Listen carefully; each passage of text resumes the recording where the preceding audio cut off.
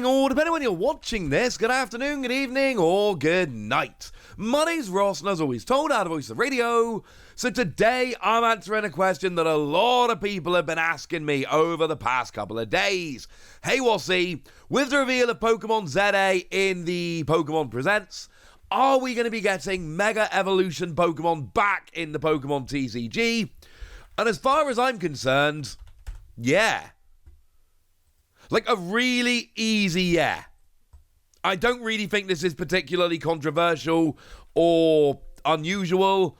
I think it is a given that Mega Pokemon are coming back to the Pokemon TCG. And look, there's always a chance that they don't. But as I'm going to explain to you over the next few minutes, I don't see any realistic possibility that we don't get them, all right? As far as I'm concerned, it is just happening at this stage. We are getting Mega Pokemon. Cool. Okay, why? Well, the why is really easy. Of course, Pokemon Legends Z-A is a second Pokemon Legends game. We've already had Pokemon Legends Arceus. Great game, incidentally. Big fan. Absolutely loved it. Would recommend very highly. As a side note, legitimately cannot wait for this game. It's going to be amazing and I love it.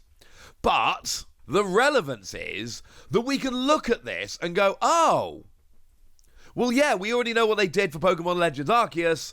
And what happened with Pokemon Legends Arceus? We got a bunch of cards. We had some Pokemon TCG sets that were themed around that. And we went, I mean, look, the cards we're getting at the moment revealed over in Japan are from Crimson Haze. And Crimson Haze is literally the extra stuff from the Teal Mask DLC set. We've got ourselves Blood Moon Ursaluna, we've got Diplin. So we know at this stage Pokemon are going to theme their sets after anything that happens in the video game. But again, we can look at Pokemon Legends Arceus specifically, and that was just a thing that happened. It started off in Astral Radiance. And if you look at Astral Radiance, that set is just full of Pokemon Legends Arceus. How about Hisuian Electrode? That got a card. That was a fun thing. Hisuian Lilligant got a V-Star. We're not even out of grass yet, just to be perfectly clear. And then, look at stuff like Swinub. Swinub isn't really a Pokemon Legends Arceus Pokemon, but look at the background of the Swinub card. It's clearly from Pokemon Legends Arceus. Obviously, we got Origin Form Dialga and Palkia as V-Stars. That shouldn't surprise anyone. We got stuff like Bastion Legion that was, of course, a new Pokemon.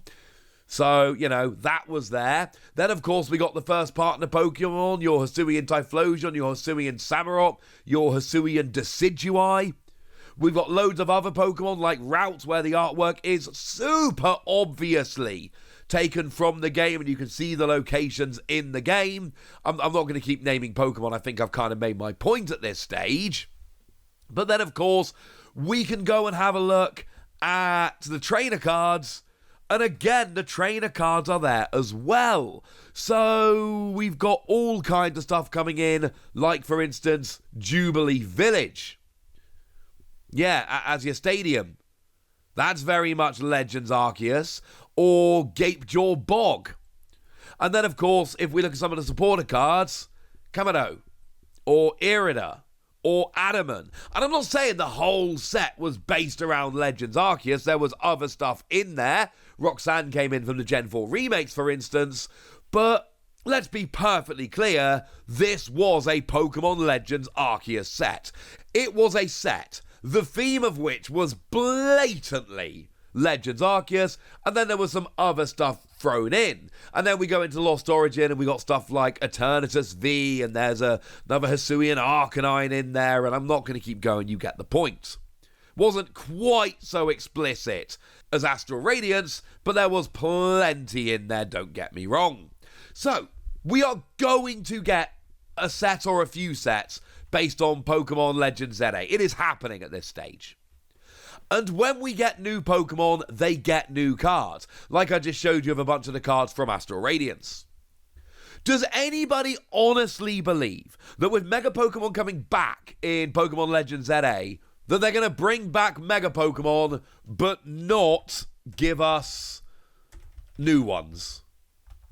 That's just not really a thing, right? There's no way that's happening. No way that's happening.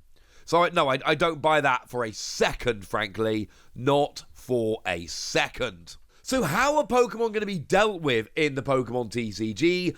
And that is a very different question, and a question that is much more difficult to answer. As I've just explained, we're going to get sets based on Pokemon Legends Z-A. Any new Mega Pokemon are blatantly coming, and frankly, a lot of the returning Mega Pokemon I expect to come in as well. But how are they going to come in? Well, this is where we get a bit of a history lesson coming in, because it's not always been completely uniform. Of course, the very first Mega Pokemon came around in X and Y base, and we had stuff like Blastoise, Venusaur, and Charizard, for instance. But you had to end your turn to Mega Evolve, which was obviously super annoying and led to them being basically unplayable. Honestly, in the early days of Mega Pokemon, where you had to end your turn to evolve into them, the only one that was remotely playable was Mega Kangaskhan, and that was because we had Aromatisse to move energy around, and then we would use Max Potion to keep it alive. It wasn't perfect by any stretch of the imagination, but it was actually legit. It was a legitimate deck that saw some play. So that was it. Then Pokemon realised, well, hang on a second. This is garbage. This doesn't work. No one's playing Mega Pokemon. And with Phantom Forces, they introduced Spirit Links, which were tools you could attach to your EXs so you could Mega Evolve them without ending your turn. And then, incidentally, a whole bunch more of them saw play, and we did see a bunch of Mega EXs. Mega Manectric was legit and saw a bunch of play. Mega Gardevoir was very much a thing. Obviously, Mega Rayquaza was ridiculous. So, at that point, Mega Pokemon actually became pretty gosh darn good. But a bunch of Pokemon got left out. And then a couple of them, just a couple of them, actually made a comeback. You see, we did get a Mega Lopunny card, and we did get a Mega Sableye card, but we only ever got them as Tag Team GXs. They came around with these couple random Pokemon that had Megas that had never actually gotten into the TCG for whatever reason, and they went, oh man, we forgot them. Let's get them in. And they did get them in, right under the wire, right before the end of the Sun and Moon block. We ended up getting ourselves Mega Lopunny and Jigglypuff. And then obviously Mega Sableye and Tyranitar. It was cool, frankly. But they actually did leave a couple out, which was kind of weird, honestly. There were a couple of them that, for whatever reason, just got completely and utterly left out. 5, in fact. So we got Mega Pinsir, Mega Abomasnow, Mega Bayonet, Mega Medicham, and Mega Latias. Those 5 Pokemon just legit never got Mega Pokemon. For whatever reason, they were left out. Now, I want to remind you that back then, things were a little bit different. Like, I've used the example many times, but remember that Tag All-Stars was a Japanese set with a bunch of cards, Full Art Clay as an example, Full Art Mina that I showed you the other day, that just never got released. For whatever reason, there were a bunch of cards in that set that we never saw. And that just doesn't really happen anymore. Nowadays, the people designing these sets do make a much bigger effort to try and make sure that we get all of these cards. Now, obviously, it's a team in the West trying to make sure we get the Japanese cards, and that is not necessarily the same as the team in Japan designing the cards. But my point is, I do think we're getting all the new Megas. I think the Tag Team GXs are just a bit of an aberration. I don't think that's really something we should hang our hat on. And I do think that we are actually going to see new Megas with some new mechanic. Because again, it makes no sense not to. In what world are they giving us a new game? And we know we're getting sets based on the game. There is absolutely no way that we don't, alright? It's gonna happen. So, If we're getting sets based on the game and the game's bringing Mega Pokemon back, there is no way that they're going to actually give us that set and be like, oh yeah, we're not bothering with Mega Evolution. You know what, those new Mega Pokemon, don't worry about it, mate. Just pretend they're not there. There's no way that's happening. The only real question is how they're going to bring it in. And look, I've given you what they've done in the past, but there really is almost no way to know for sure. And that, for me, is very, very, very, very exciting. So there we go. They're coming. How they're coming, much different question. But for now, they are coming, and that sounds awesome. So now it's over to you guys. Tell me what you think about this. Tell me how excited you are. Tell me your predictions for how Mega Pokemon are coming into the Pokemon TCG.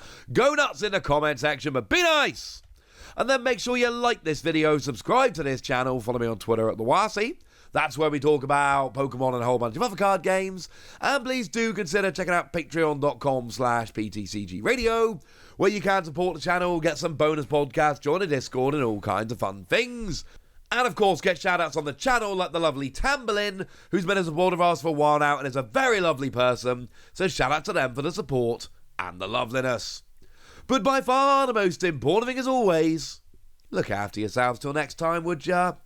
Thank you very much for watching. My name's Ross, and you've been watching PTCG Radio.